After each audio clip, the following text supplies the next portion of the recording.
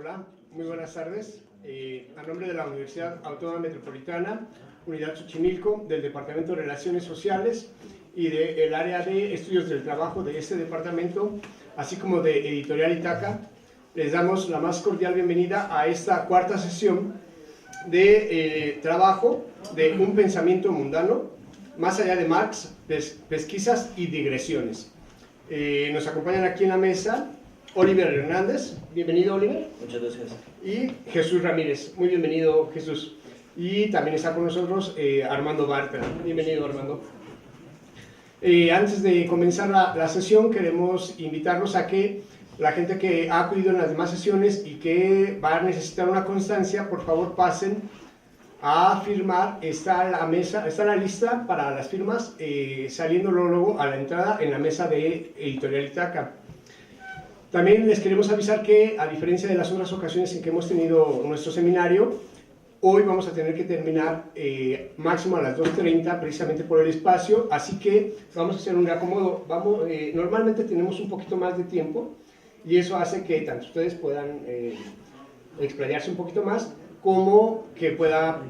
haber mayor intervención de nuestros participantes. En esta ocasión nos vamos a ir de corrido también, como han sido las otras ocasiones. Vamos a pedirles una participación, una media hora más o menos, para cada uno. Posteriormente, una retroalimentación con el público y al final escucharemos las palabras de Armando Bartra respecto de lo que hemos estado platicando. Perdón, o al revés. O sea, yo intervengo y luego discutimos. Ok, primero Armando y después la intervención, para que ya pueden ser 3 intervenciones y después el público. Y ya al final,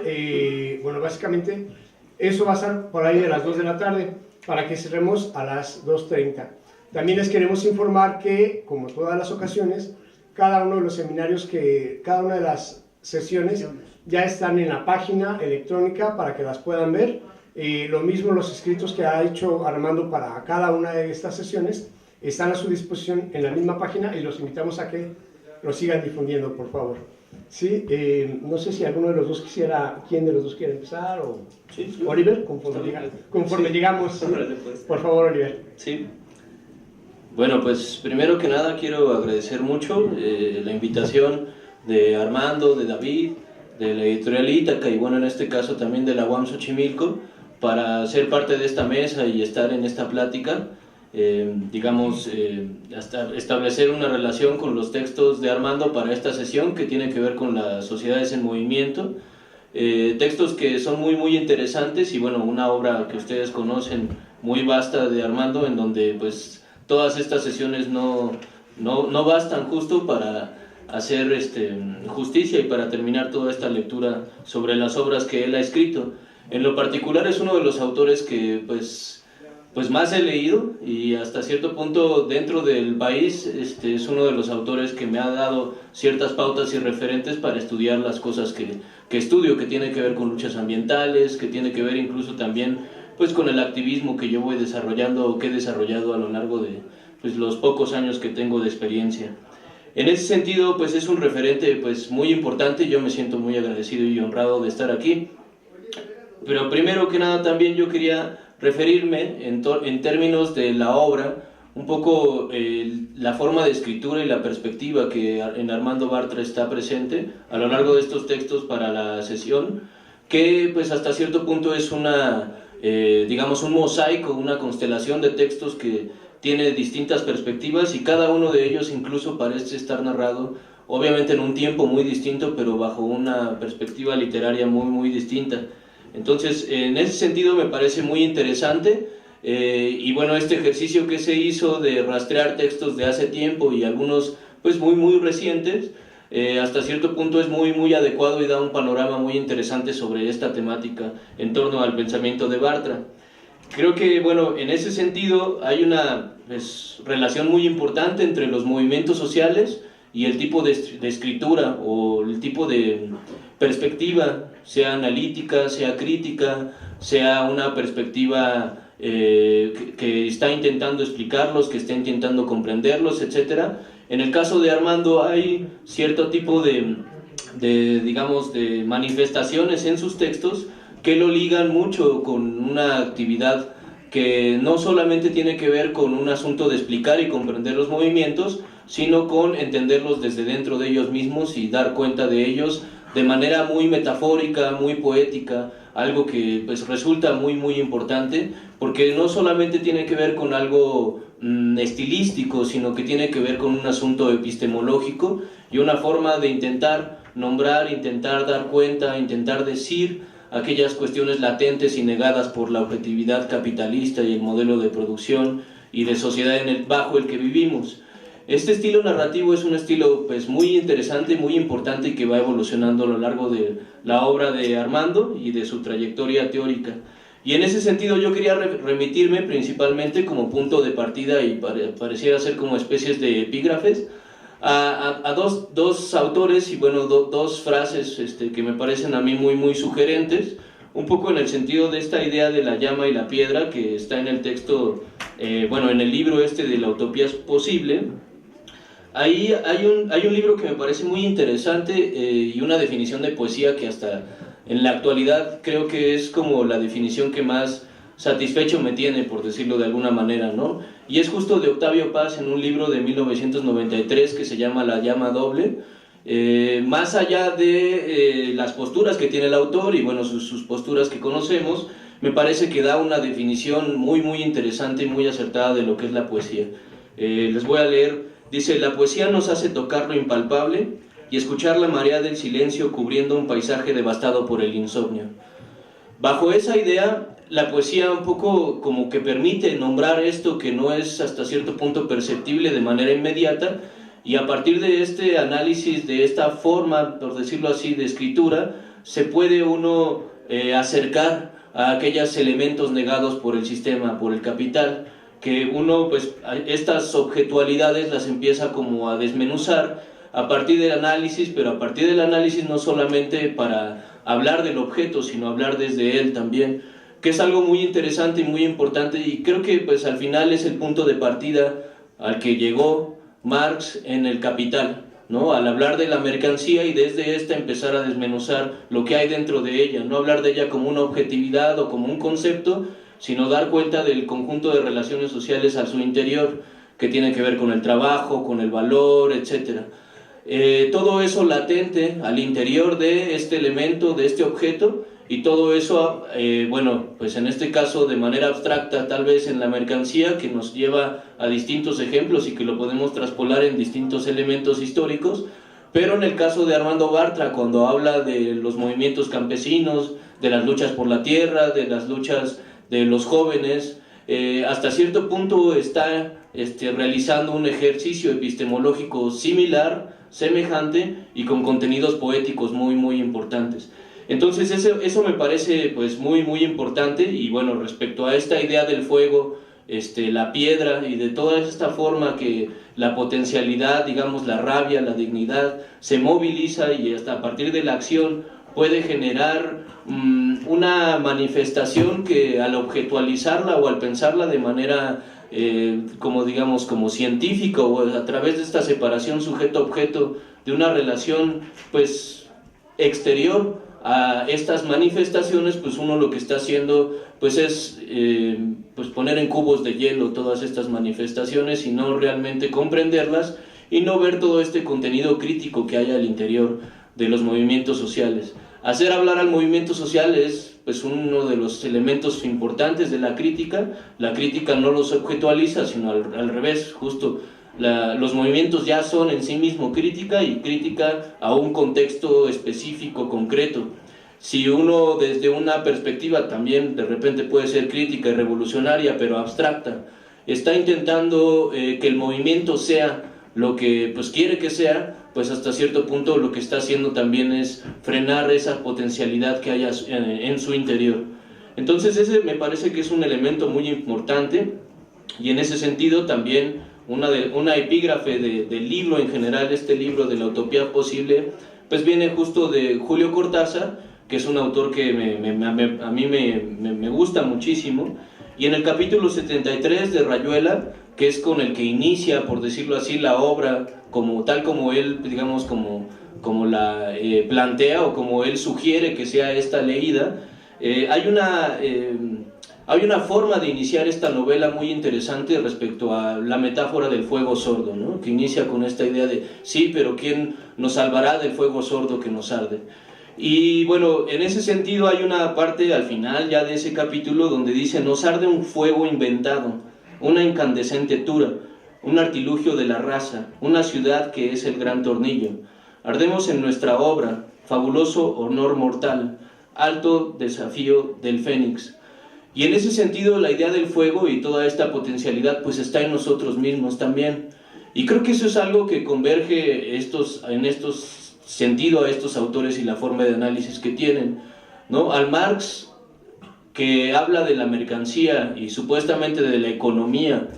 pero hablando de ello desde el trabajo y restituyendo la importancia del trabajo, está restituyendo la importancia de nosotros como hacedores de historia y como partícipes de eso que nos está dominando, que nos está negando, que nos está afectando. Ese punto de partida es el mismo que también se señala en esta cita, ¿no? Aquello en lo que ardemos viene de nosotros mismos también, y nosotros somos partícipes tanto de su ruptura como de su constitución o de su renovación constante, ¿no? Entonces a mí me parece que esta forma de nombrar lo negado, lo latente, ¿no? Esa especie como de incandescencia que está dentro de nosotros y que de repente por no tener las palabras o las formas de análisis, las herramientas, pues las separamos, ¿no? Y decimos, bueno, ¿no? Yo estoy estudiando movimientos sociales y de este tipo, ¿no? Pero yo los veo allá atrás o allá afuera o allá lejos, pues, o incluso algunos, hasta los más cercanos y aquellos de los que somos partícipes, al entrar a la jerga, digamos, académica, lo que estamos haciendo también es separarnos desde el lenguaje, desde las palabras, desde este conjunto de ideas. Entonces esto hasta cierto punto es algo que en Armando Bartra uno no le encuentra tan definido, es decir, no hay esta separación y de la forma de nombrar, que como les digo, no es solamente un asunto estilístico, sino que tiene un trasfondo epistemológico, con la literatura, con la narrativa que él nos comparte en cada uno de sus textos, se va dando cuenta y se va estableciendo una forma de expresión y de experiencia que converge y que es, digamos, solidaria con las formas de crítica y de revolución. Y bueno, en ese sentido llego a un punto que me parece como una pregunta que yo aquí quería plantear, ¿no? Que si esta cualidad poética de los escritos de Armando, que si seguimos esta especie como de constelación que les decía, como este mosaico de los primeros, bueno, del texto de 1977 al más reciente, el de 2003, pues vemos que esta cualidad está pues más presente en el texto más reciente, y no es que esté ausente, no está ausente en el texto de 1977, ni en los del EZLN, ni etcétera, pero está mucho más presente de manera definitiva cuando habla del 132, cuando habla del tiempo de jóvenes, ¿no? Y cuando establece esta relación con la actualidad, ¿no? Entonces ahí yo tengo una pregunta que me parece muy digamos, pues aquí válida. Si esta cualidad poética de los escritos de Armando es una habilidad que se fue generando con el tiempo, si es realmente una apuesta crítico-epistemológica, o es un estilo que se va desplegando temáticamente, es decir, ahora que hablo de los jóvenes, esta cualidad poética tiene mayor peso. En ese sentido, ¿qué tanto, por ejemplo, si hablamos del campesindio o de los movimientos actualmente con un componente indígena, étnico muy grande, qué tanto esa cualidad se va a manifestar dentro de a partir de otros tipos de referentes y cosmovisiones, ¿no? Entonces esa sería un poco en este sentido la primera pregunta que me surge al hacer esta lectura de todos estos textos, ¿no? Si es una cualidad que se fue adquiriendo, una habilidad, si es una apuesta epistemológica realmente, o si tiene que ver con la temática a la cual que se va refiriendo, y en torno a esa temática, pues bueno, el hacer hablar desde los movimientos sociales, pues a la crítica y al sujeto. Después, bueno, uno ve eso, que el de 6 años de lucha campesina, los textos sobre el EZLN o lo de los encuentros mesoamericanos, este texto de Con los pies en la tierra, ¿no? Que habla sobre las luchas socioambientales hoy y el campesindio, pues empiezan a tener una mayor preeminencia de metáforas que alumbran, ¿no? Que hasta cierto punto establecen formas de constelación, de problematización, de pensamiento a través de imágenes como lo haría Benjamin, ¿no? Y en ese sentido creo que es algo que sí, es muy característico de la obra de Bartra y de su estilo, y es algo que en lo particular pues sí me parece como interesante resolver esta cuestión, ¿no? O sea, preguntarse de qué manera es que esto que se utiliza puede ser emulado, puede ser más o menos como aprendido, uno cómo puede generar este tipo de acercamiento a los sujetos en movimiento o a las sociedades en movimiento. En ese sentido, pues bueno, en mi particular,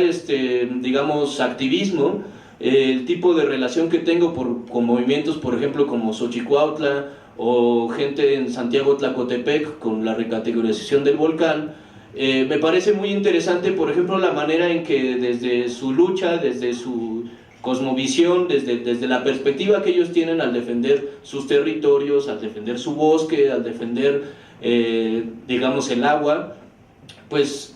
manejan o comparten algo de lo que yo he aprendido muchísimo, ¿no? Que es esta forma en la que ellos están pensando, por ejemplo, a un árbol, ¿no? Esta idea de cuando llegan, por ejemplo, los granaderos con las máquinas o los granaderos a cuidar que no le pase a nadie a los que están, a nadie de los que están operando las máquinas y talando los árboles. Y la gente, la comunidad indignada gritándoles, ¿no? Diciéndoles, digamos, como con toda esta rabia, pues diciendo que si no se dan cuenta que no es nada más un árbol, ¿no? Que es parte de su comunidad, ¿no? Y entonces esta idea, pues, no se trata solamente de un árbol como si fuese un recurso natural, ¿no? No sé si ustedes hayan pasado por ahí por la carretera, pues, La Marquesa,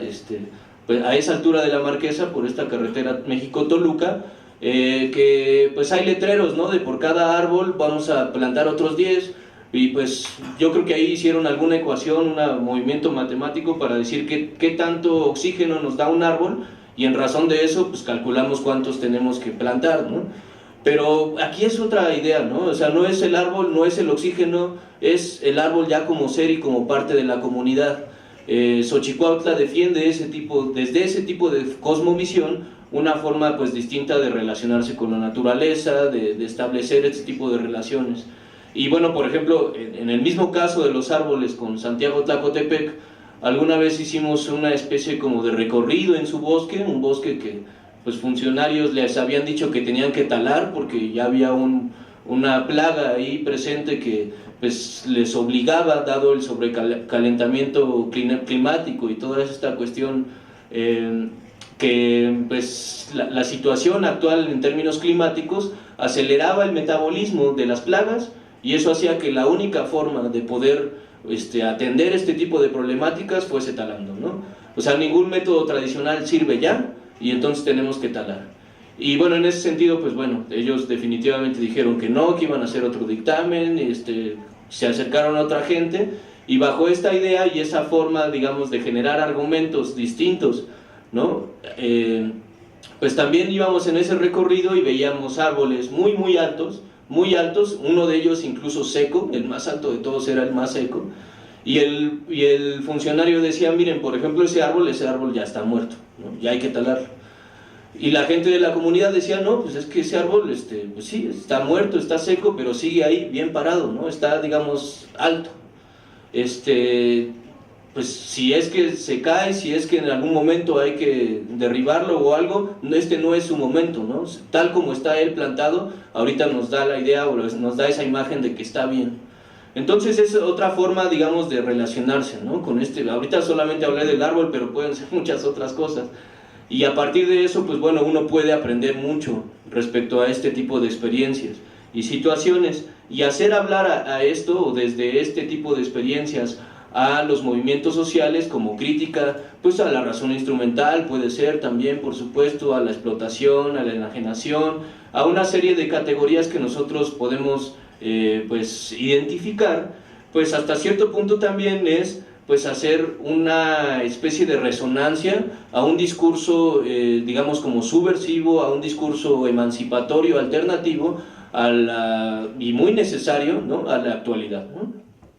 Entonces, en ese sentido, bueno, eso es algo que caracteriza mucho también, yo pienso, a estas obras o a esta parte de la obra de Armando Bartra, ¿no? Este afán como de dar voz a los sujetos negados, puede ser por el capital, puede ser por el PRI, por ejemplo, puede ser por la hegemonía del Estado mexicano, puede ser por un grupo, una élite específica, particular, ¿no? En mi caso, pues bueno, yo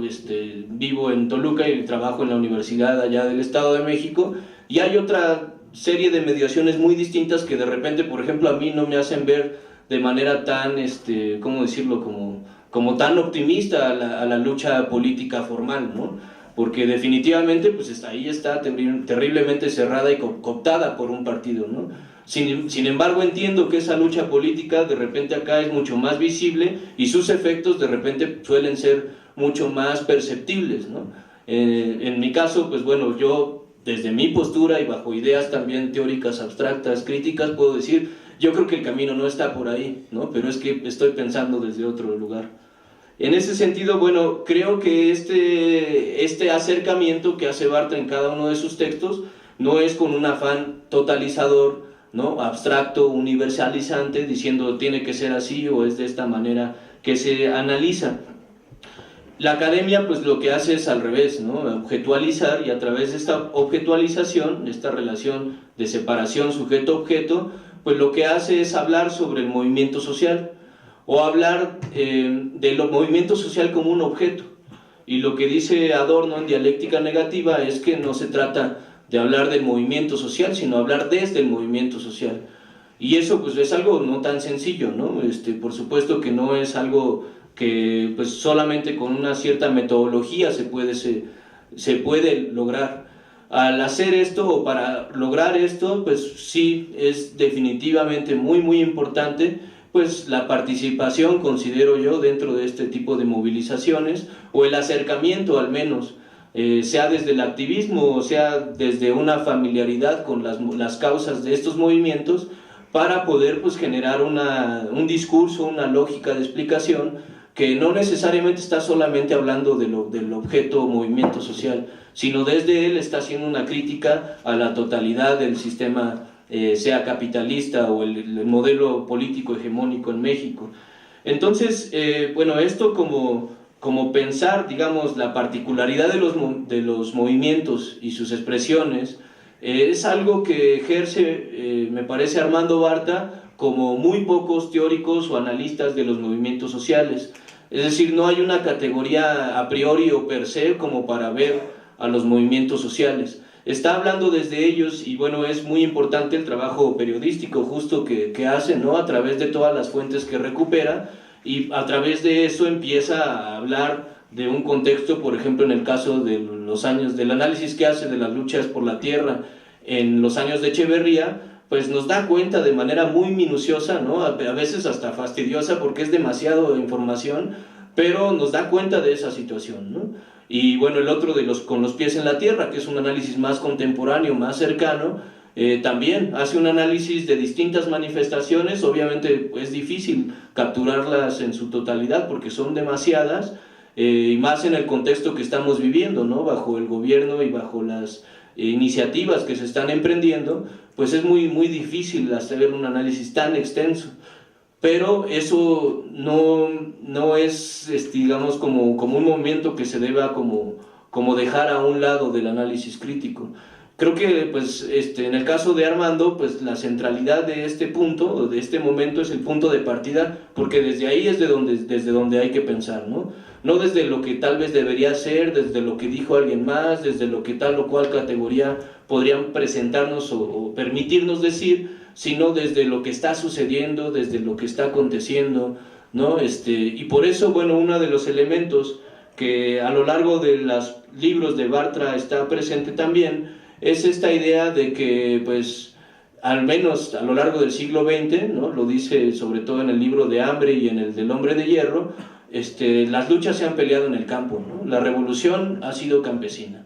Y pues puede ser por distintas situaciones o contextos, sí, definitivamente tiene que ver con el modelo económico capitalista, etcétera, pero definitivamente pensar desde ahí y establecer este tipo de conexiones pues permite potencializar o ver las particularidades que este tipo de movilizaciones pues nos permiten para pensar otro tipo de herramientas, de estrategias políticas e incluso pues ya de estrategias emancipatorias concretas.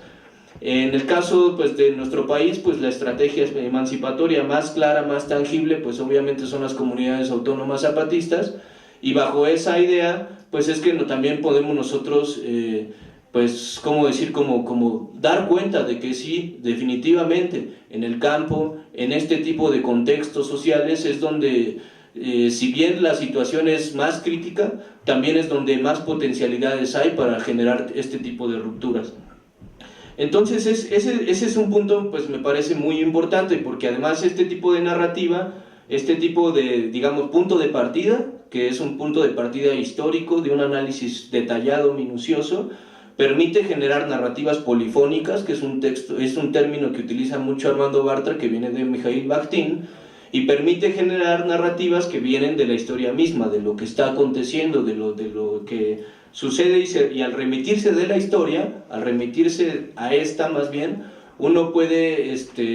pues más o menos identificar que su método es muy cercano al de E.P. Thompson, ¿no? Que es un autor que también Bartra valora mucho, sobre todo en este texto de la formación de la clase obrera en Inglaterra, y que utiliza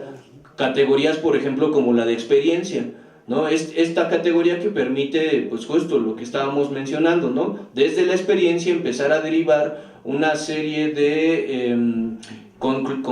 digamos, conclusiones críticas, de planteamientos, de propuestas incluso para el tipo de prefiguraciones que se hacen en la práctica. Y bueno, en torno a eso, pues bueno, que tiene que ver justo con una perspectiva que me parece muy congruente en términos del marxismo, pero que no todo autor que se dice así marxista procede de esta manera, ¿no? Y bueno, en este sentido Bartra lo hace a lo largo al menos de los textos que para esta ocasión tuvimos que leer. Y en ese sentido, sí, esta idea del concepto de experiencia, esta idea de que la lucha de clases anteceda a las clases mismas, o la clase social obrera no tiene por qué ser el sujeto unitario que englobe a todas las identidades, sino que hay una serie, digamos, como de manifestaciones, de contradicciones, de antagonismos, de situaciones de explotación, de enajenación, que pues uno puede documentar pues a través de este tipo de categorías. Hacer hablar desde ahí, desde la experiencia justo, es algo que está muy presente entonces, y bueno, entender bajo esta idea como un proceso, como lucha a la formación de las clases sociales, es algo que también me parece pues muy latente en el pensamiento y digamos esta propuesta que uno puede más o menos prefigurar en Bartra, aunque es distintos, me parece, autores en distintos momentos. Sí hay una tradición, sí hay al parecer una especie como de vena que lo lleva a hacer este tipo de ejercicios, ¿no? Y bueno, creo que en eso sí es muy congruente. Pero bueno, remitirse a Thompson no necesariamente es ya hacer tal cual este análisis, ¿no? En ese sentido yo recuerdo mucho un libro de Massimo Modonesi, que es este de subalternidad, antagonismo y autonomía, donde también se remite a Thompson. Sin embargo, me encuentro en ese texto un afán más clasificador, ¿no? Más metodológico, por decirlo así, como más sistematizador, que expresivo o crítico epistemológico, como digamos la forma en que Bartra recupera a Thompson, ¿no? Hay una diferencia ahí que me parece muy importante, porque uno puede retomar de nuevo, dar voz desde la experiencia a estos actores, pero otra es que esa categoría funcione para después remitir de nuevo a otro marco conceptual muy elaborado, muy interesante, pero que resulta también así como cajones demasiado cerrados para este tipo de expresiones, ¿no? ¿De tiempo cómo voy? ¿Ya? Bueno. Solamente me faltan entonces dos apuntes que quería yo hacer, digamos de rápido. Son dos preguntas más bien que quería yo dejar al aire, plantearlas y dejarlas al aire. Una es, bajo esta idea, ¿no? Es una pregunta en términos de cómo se puede ver este tipo de esfuerzos, cómo hacer hablar sin expropiar las propias voces de los sujetos, ¿no? O sea, cómo poder hablar desde esas experiencias sin adueñarse tal vez de la voz, ¿no? Sentarse dentro de ella. Y también, ese sería un primer punto, y la otra es cómo cronizar estos eventos, cómo sincronizarlos en un tiempo que no sea un tiempo lineal, ¿no? Porque de repente uno cuando da o documenta el desarrollo de una lucha, pues llega, digamos, a una perspectiva pues que en términos de Benjamin es un tiempo lineal, y si la experiencia resulta infructuosa, de repente nos lleva hasta un pesimismo, ¿no? De, híjole, entonces tampoco se pudo hacer nada ahí. Entonces, ¿cómo puede uno lograr, desde estos ejercicios analíticos, generar estas dos dinámicas? Y la última, que sería ya con la que concluyo, que es un debate muy interesante que hay a lo largo de los textos, sobre todo el ZLN y en el texto de La llama y la piedra, con John Holloway, tiene que ver con esta idea de los nuevos sujetos y, digamos, como el carácter como polimórfico de las movilizaciones actuales. ¿Qué tanto esto puede ser pensado, me parece, como una especie de profundización justo de las luchas de clases? Es decir, que tanto se profundiza tanto en los sujetos que se indignan o que se levantan o se movilizan frente a una dinámica pues también cada vez más heterogénea del capitalismo en la forma en que nos afecta esta, y también en las demandas que generan. Es decir, qué tanto, por ejemplo, la demanda por la autonomía, el autogobierno, ¿no? Demandas que caracterizan mucho al movimiento zapatista y a muchos movimientos contemporáneos de lucha por el territorio, qué tanto esas más bien, en lugar de clasificarlas y ponerlas en otro punto, tal vez de las distintas demandas que han habido, qué tanto esa más bien es la demanda más profunda que se le puede hacer a la relación capital-estado, y en este sentido es una forma en que se profundiza la lucha de clases, más que generar otro tipo de repertorio dentro de la misma lucha de clases, qué tanto esta genera o rompe con la forma de movimiento tradicional. Y bueno, es lo que yo quería decir al respecto, y bueno, de nuevo agradezco mucho la invitación.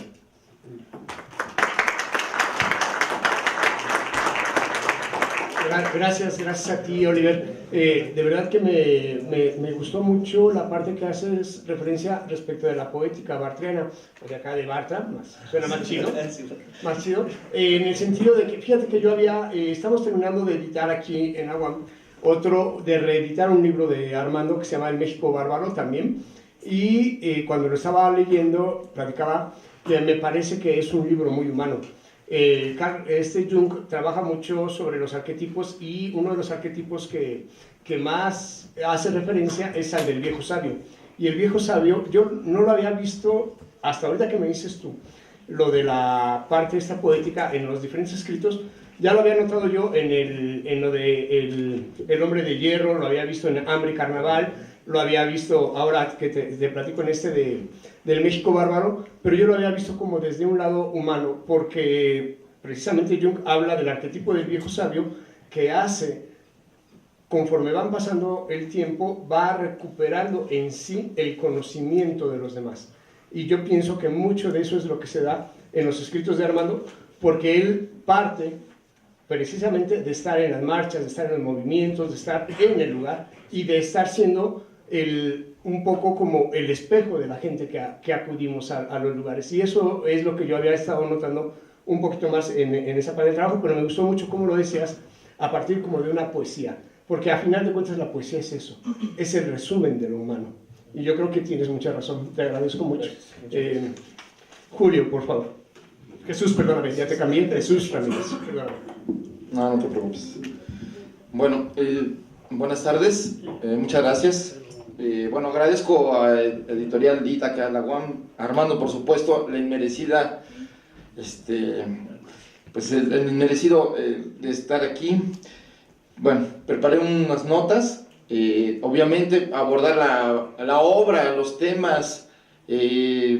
incluso las disquisiciones, los debates, las polémicas, los sueños, todo lo que representa la obra de Armando Bartra, tanto en su riqueza teórica como en la parte de la expresión humana, no solo la poesía, sino también el compromiso de pensar, de sentir, de actuar dentro de las perspectivas de un cambio social, nunca aceptando las verdades del poder, siempre cuestionando incluso las verdades o los dogmas, tanto de la academia como del pensamiento único, pero también de la propia izquierda. Y creo que un pensamiento tan rico en el sentido que expresa su obra, pues es muy difícil abordarlo, incluso en media hora, que me parece un poco tiempo. Pero bueno, yo precisamente voy a partir de la metáfora que hablaba del viejo sabio. Yo pienso más bien en el joven sabio Armando Bartra, porque, bueno, yo lo diré en lo que te voy a leer. Se llama Soñar con los pies en la tierra, que es una frase de Armando. Es nota sobre el realismo utópico de Armando Bartra. Sin duda, Armando Bartra es uno de los pensadores mexicanos más comprometidos con la realidad, con la gente, con sus sueños. Es un intelectual que parece no serlo, que se ensucia las manos y los pies, que camina con la gente y piensa al mismo tiempo y sueña al mismo tiempo. El suyo es un pensamiento vivo. Su trabajo, su pensamiento, está más cerca del árbol verde de la vida que la teoría gris del gabinete o del cubículo. Armando Bartra se esfuerza por ejercer un pensamiento anclado a la realidad, a caballo en las tensiones entre la libertad y la necesidad, entre la utopía y la posibilidad, entre los sueños y los haceres. La visión que expone Bartra en sus obras sobre la realidad política y social de México solo se logra cuando se trabaja desde abajo y se mantiene una convicción y un compromiso con los desheredados, pero al mismo tiempo también con el pasado, con la memoria y con los sueños que han vivido y soñado otras generaciones. Si tuviéramos que utilizar una metáfora campesina, esas que tanto les gusta a Armando usar en sus obras, podríamos decir que su papel no es el del profeta del futuro posapocalíptico o utópico. No se contenta con ser el cronista de los hechos o ser el periodista sociólogo de los acontecimientos y los movimientos sociales. Su papel es más cercano a lo que yo veo la legión de los tiemperos, los encargados de la comunidad para recordar permanentemente el vínculo y el origen de las cosas, la historia de los pueblos, su sustrato profundo que los hace ser lo que son. Y al mismo tiempo invoca las fuerzas sociales y espirituales que benefician y hacen posible la colectividad. Es un mediador entre los sueños y la realidad, que cumple la función social de recordar quiénes somos, de dónde venimos, para saber a dónde vamos. En palabras de Walter Benjamin, que está citado en varias ocasiones en su obra, sobre todo en el libro de La utopía posible, dice que su trabajo, bueno, yo equiparo esa cita con su trabajo, el trabajo de Armando Bartra, que es articular el pasado, buscando en el fuego y las cenizas de la historia, el recuerdo, la chispa, el relámpago que ayuda a entender esa historia para iluminar el porvenir. Si no sabemos de dónde venimos, ni quiénes somos, no sabremos a dónde vamos. Gusta repetir Armando Bartra cuando habla con los jóvenes en muchos seminarios, no sé si en su salón de clases, porque nunca he asistido a uno de ellos, pero sí a los foros y a las escuelas de formación política que he visto donde están sus intervenciones. Su trabajo al lado de los movimientos sociales ha sido buscando esa chispa, ese relámpago del que hablaba Walter Benjamin, invocando con sus artes a su aparición, pero al mismo tiempo, con su labor de intelectual, ilumina el camino de los pueblos en lucha. Es decir, el trabajo de Armando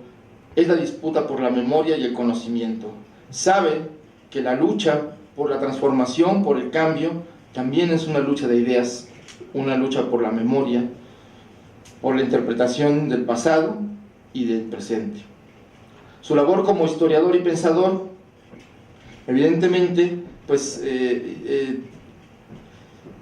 ayuda, citando a Benjamin, a encender en el pasado la chispa de la esperanza. Es un don que solo se encuentra en aquel historiador que está compenetrado con esto, con saber, dice Benjamin,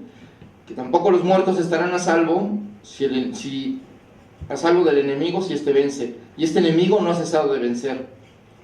Esto cita Armando Bartra al inicio de su libro. Yo me recordé, él pertenece a una generación que justo demostró lo contrario, como la fuerza de la memoria y cómo los muertos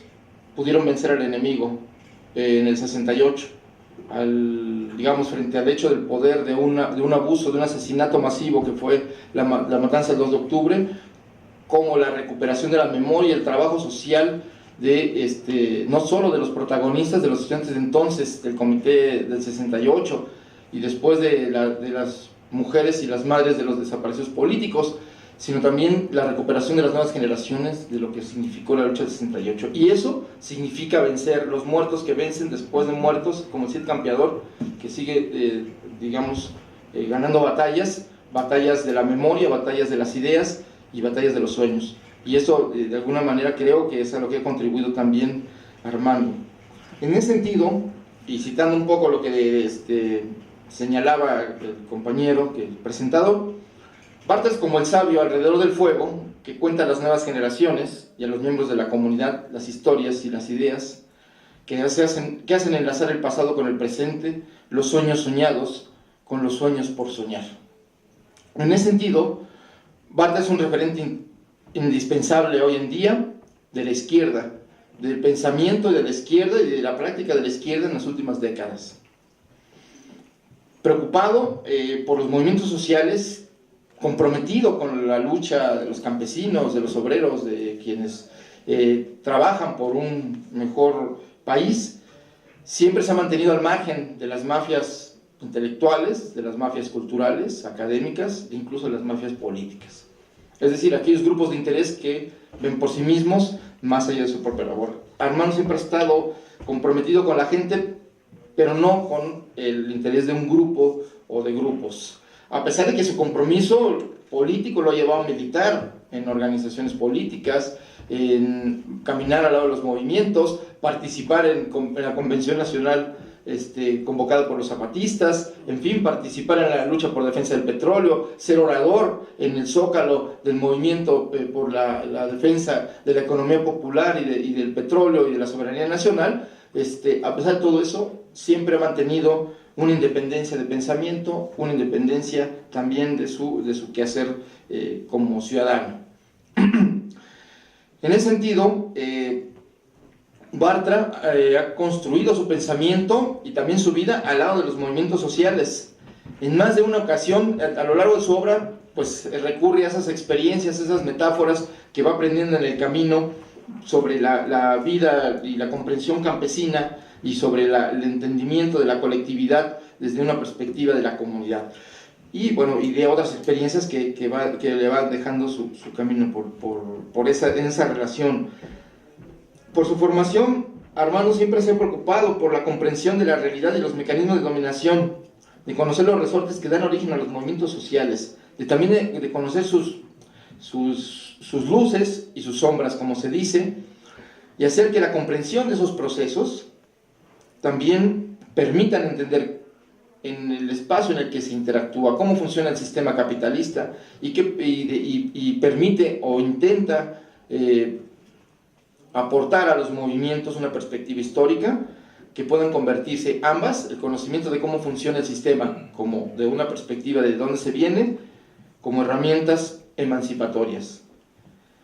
En ese sentido, estas ideas, estas palabras, estos textos están alimentados por la rebeldía y por el compromiso ético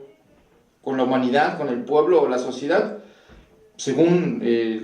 con cada quien, según con que se mire. La reflexión de Armando se sitúa siempre, que es algo muy interesante, siempre está pensando en el corto plazo y en el largo plazo, siempre está pensando en la cuenta corta y la cuenta larga, como él dice en sus textos, siempre está situándose en la coyuntura, pero pensando en esa coyuntura, cómo se explica y hacia dónde va, ¿no? Entonces, eso es interesante, porque es un ejercicio permanente, incluso cuando uno lo oye hablar, siempre está enlazando presente y pasado, por eso es inclasificable su obra, es de historiador, es de sociólogo, es hasta de economista en algunos aspectos, por su interés en explicar los fenómenos, y al mismo tiempo logra, recuperando pues, es un pensador político, pero también ha trabajado mucho temas culturales, el tema de la caricatura, el tema de la sensibilidad del cine, etcétera, que le permiten, pues, tener una perspectiva y una visión en su lenguaje y en su perspectiva bastante amplia, ¿no? Y que eso se expresa en su obra. Y al mismo tiempo, pues nunca se detiene o nunca presenta una sola cara de las cosas, ¿no? Siempre es un poliedro, una visión de un prisma en el que está siempre pensando en la perspectiva y completando con la otra perspectiva, y pasa digamos, de la visión sociológica a los fenómenos económicos, pero también a los fenómenos culturales, y luego también a la experiencia de lucha y de la reflexión política. Entonces, en ese sentido es muy rico y siempre nos está llevando. Lo interesante es que tienen un ritmo, aún los textos más, digamos, más primeros que me tocó leer, que son más un poco en la impronta o que reflejan una cultura política de la izquierda de los 70s, que está muy anclada, digamos, en ciertas ideas que en ese entonces estaban en boga y que ahora han sido puestas en cuestión, que también Armando ha sido en eso interesante. Por eso yo no sabía, pero leyéndolo ya a detalle, me doy cuenta que, bueno, que Jean-Paul Sartre es alguien que ha sido parte de su reflexión o de su formación, y que el sentido de la autocrítica, el sentido de ser, de tomar, digamos, una perspectiva crítica del pensamiento y una perspectiva crítica de la realidad, es una cosa permanente en la obra de Sartre, y que él retoma de una manera la obra, incluso una obra tan compleja como la crítica de la razón dialéctica, la asume de una manera. El método de análisis de Sartre lo traslada, digamos, el método marxista desde la perspectiva sartreana, lo traslada sin ningún problema a su explicación, dejando, digamos, todo el bagaje teórico complejo que explica Sartre, y que me pareció muy interesante, digamos, esta capacidad de desdoblar lo teórico complejo y convertirlo en metáforas cotidianas. Eso también es una capacidad de síntesis y de creatividad lingüística y cognitiva que tiene Armando, que le permite comunicarse lo mismo en un auditorio universitario que con un grupo de campesinos o de indígenas cuya lengua no, el español es su segunda lengua. Entonces, esta ductibilidad, esta capacidad comunicativa también la tienen los textos, y entonces, pues, las voces de su obra pues va desde autores intelectuales, pensadores, desde Sartre, yo citaba Walter Benjamin o Marx, que es muy presente en su pensamiento y su reflexión, pero también Aristóteles o Gramsci, no sé,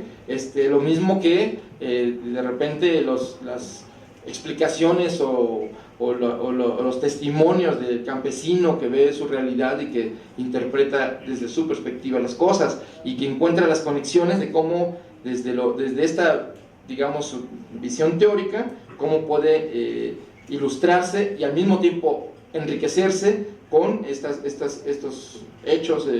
o estas explicaciones, estas voces cotidianas. Al mismo tiempo, en sus textos retoma, pues, no solo digamos, los testimonios directos, la crónica periodística o la teórica, sino también hasta los manifiestos políticos, los análisis que hacen los movimientos, los análisis coyunturales que hacen los movimientos, y que a él también le permite como analizar esta vitalidad de los movimientos sociales y esta perspectiva de la subida y la bajada que tienen normalmente los movimientos, ¿no? Que encuentran un auge y tienen un declive, y en eso me parece que es importante. Otro aspecto que quiero destacar es que Armando Bartra no se anda con rodeos, no pretende, digamos, ser el científico social o el académico impoluto que no se contamina con la realidad. Él se mancha, se ensucia, como yo decía al principio, camina el lodo, camina el asfalto y va a la plaza pública también a gritar o a escuchar a la multitud. Y desde esa perspectiva, Armando se asume como parte del proceso social.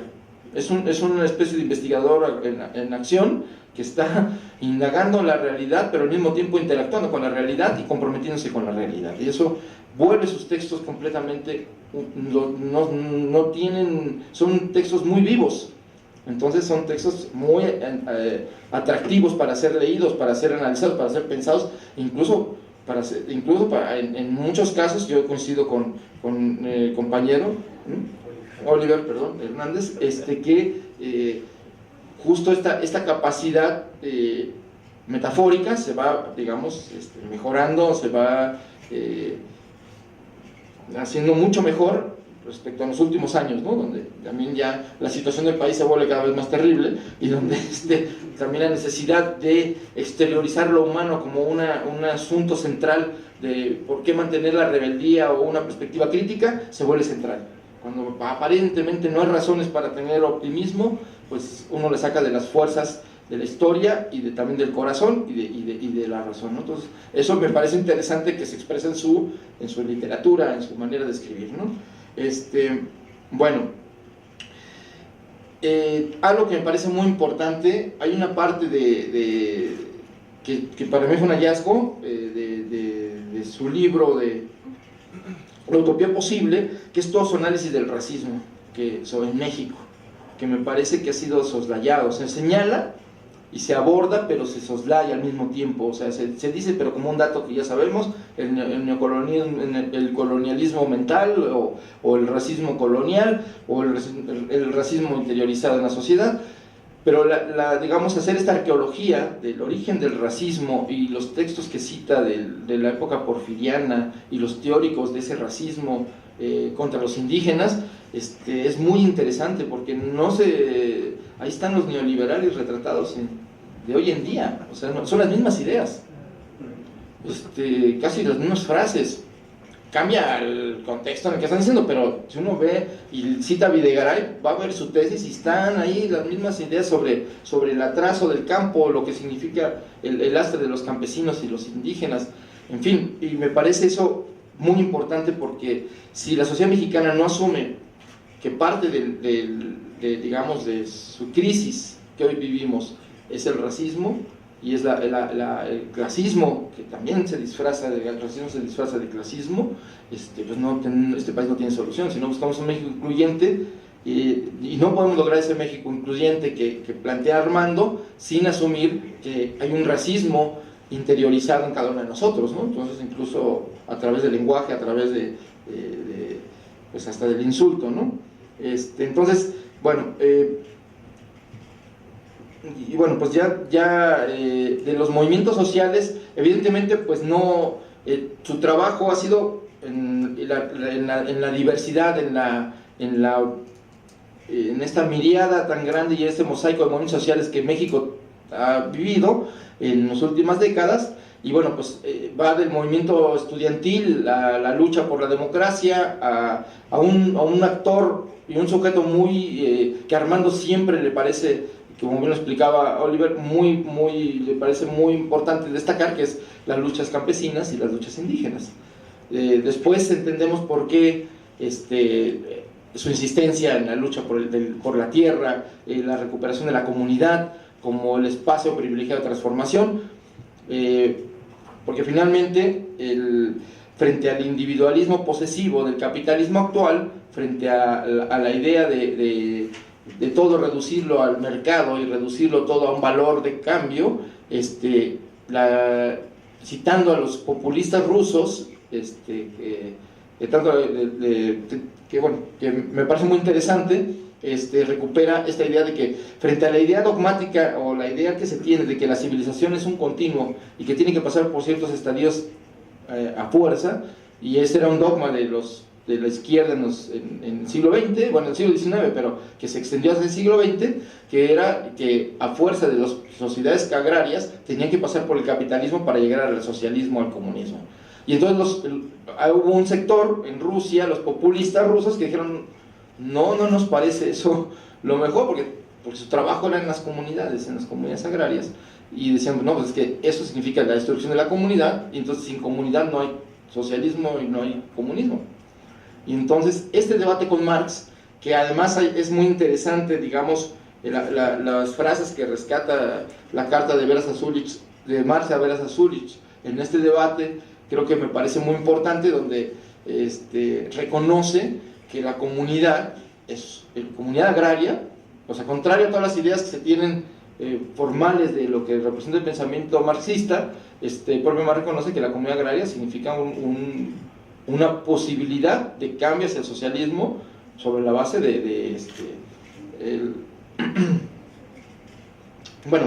digamos, sin pasar por el capitalismo, o como lo intentaron los rusos pasar rápidamente por el estadio del capitalismo, la democracia burguesa y pasar al socialismo directamente, ¿no? Entonces, esto me parece importante porque es también romper con la idea de uno de los dogmas de la izquierda tradicional, o digamos, yo le llamo antigua porque ya estamos en otra época, de esta fe irremisible en el progreso que tanto cuestiona Benjamin como toda la escuela crítica de Frankfurt, y ya bueno, ya ahora es un lugar común, después de Marcuse y demás, pero creo que es importante porque aún hoy el neoliberalismo nos vuelve la imagen de que el progreso es indetenible y que es la única, ese ferrocarril es la única vía que hay. Y entonces creo que Armando, sin citar precisamente esa metáfora de Walter Benjamin, ve en el sujeto social campesino, en el sujeto colectivo que cuestiona al sistema, pues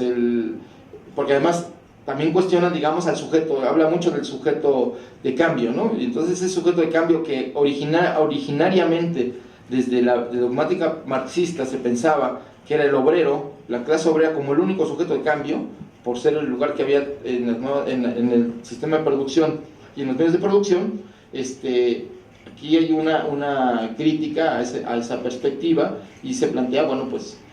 que las comunidades agrarias podían ser aquel pasajero que toma el control del tren, del que hablaba Walter Benjamin, para ponerle el freno, ¿no? Entonces, eso es interesante, porque es en un pensamiento antidogmático, un pensamiento autocrítico, porque al final de cuentas, como él señala, pues el siglo XX es la historia de nuestra derrota. Él dice nuestra derrota asumiéndose como parte de la izquierda y del triunfo del capitalismo. Entonces duele contar la historia del siglo XX vista así, y entonces es interesante cómo de ese dolor pues pueden hacer una esperanza, ¿no? Entonces esto es lo que me parece muy interesante de Armando, siempre pasar de lo teórico a lo práctico, de lo práctico a lo teórico, siempre poniendo en cuestión las ideas, pero también poniendo en cuestión las prácticas, ¿no? Y en eso es interesante cómo frente al dogmatismo de la idea del cambio social, por la base de una vanguardia que va a emancipar a la sociedad, que creó los monstruos del totalitarismo de izquierda en el siglo XX, y sus diferentes imitaciones en la historia actual. Entonces, esta idea de que la emancipación es obra solo de un sector que va empoderado a librar a los demás, es algo que Armando, en primer lugar, sin citarlo, pues está asumiendo que es obra de la gente misma, ¿no? Para parafrasear a Carlos Marx, de que la emancipación de los trabajadores es obra de los trabajadores mismos. Armando asume esa creencia o esa idea en toda su obra. O sea, está claro que es el sujeto social colectivo empoderado, el que, no las vanguardias, sino ese movimiento social, el que es el agente del cambio. Entonces me parece eso muy interesante porque rompe completamente con las viejas ideas que se tenían de la izquierda. Otro asunto que me parece importante es asumir el posibilismo como una parte de la lucha de la izquierda. Siempre se considera que el posibilismo se le asocia al pragmatismo y a como ahora les voy a citar a un amigo, Carlos Monsiváis, que decía: exigid lo imposible pero aceptad lo que os den. Entonces, en esta contradicción entre que sí, soy muy radical y quiero la revolución, pero acepto que la ventanilla que me ofrece el gobierno y los créditos que me va a dar, pues hay muchos que cuestionan este hecho. Pensado así, pues sí, es cuestionable, pero en el posibilismo que plantea Armando, que sin renunciar a la utopía, sino por el contrario, su planteamiento es la utopía como el referente permanente y que permita al mismo tiempo tener un realismo de los movimientos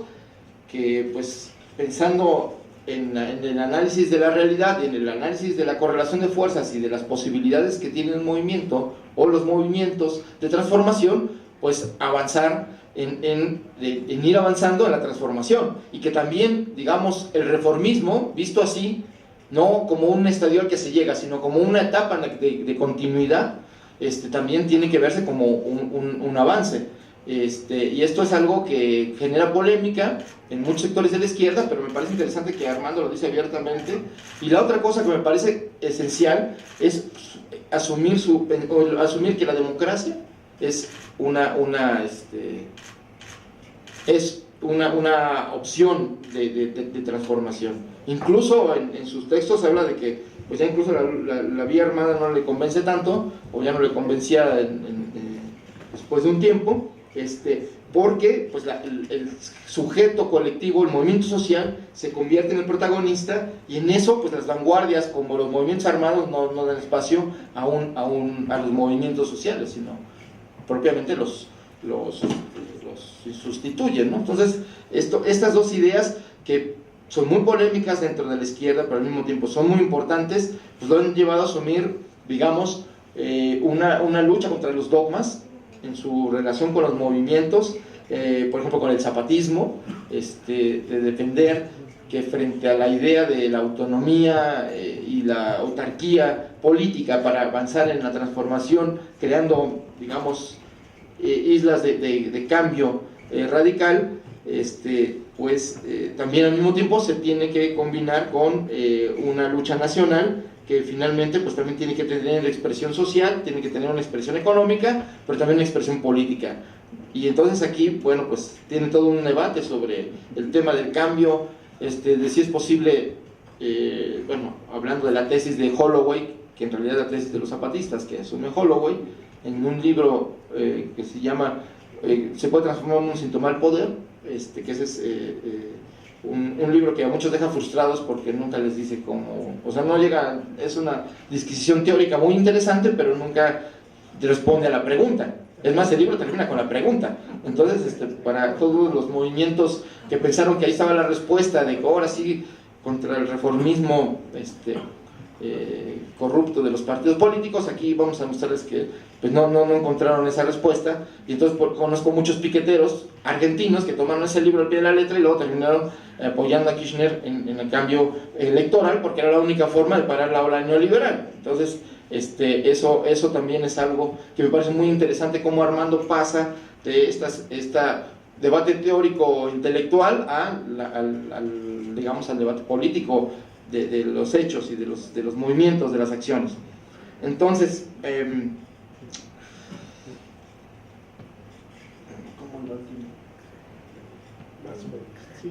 es más o menos? Eso que es más o menos,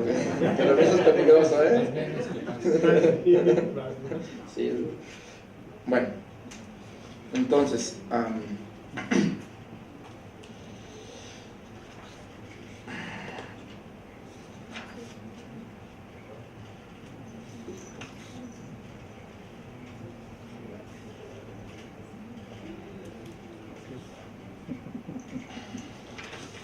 es que son muchos temas, entonces como ven, sí me puse a anotarlos. Entonces, pero no voy a decirlos todos. Entonces, en esta parte me parece importante que Armando, en su reconstrucción de los movimientos sociales, siempre está pensando que la historia está viva y que se reconstruye permanentemente en el presente. Cuando la colectividad, el sujeto colectivo actúa, está transformando tanto su interpretación del pasado como su propio presente. Y esta idea me parece esencial porque estamos, como se señalaba al principio, pues la disputa del cambio y de la transformación también es una disputa por la memoria, ¿no? Entonces, en ese sentido, creo que en esto Armando hace mucho hincapié, y luego en algunos de los temas que aborda, por ejemplo, recupera la idea del papel de la rebeldía, que a mí me parece esencial. El motor de la historia es la rebeldía, desde mi punto de vista. Y en eso coincido con Armando cuando él rescata, y citando a P. Thompson, sobre este papel de la rebeldía. Yo creo que, creo que Armando en sí, pues es un rebelde de las ideas, es un rebelde de la estética, es un rebelde frente a la opresión dominante y frente a un sistema económico que despoja de lo humano y de la sensibilidad a todo, y que lo vuelve una parte de los activos de una empresa, o lo vuelve dinero o lo vuelve mercancía. Y entonces, frente a ese hecho, creo que el rescatar la idea de la rebeldía como motor del cambio, me parece muy importante, porque finalmente cuando habla de la economía moral del capitalismo, eso es lo que está de trasfondo, o sea, la aceptación o no de una ética en la que todo se reduce a la obtención de la ganancia, a la generación de dinero, y entonces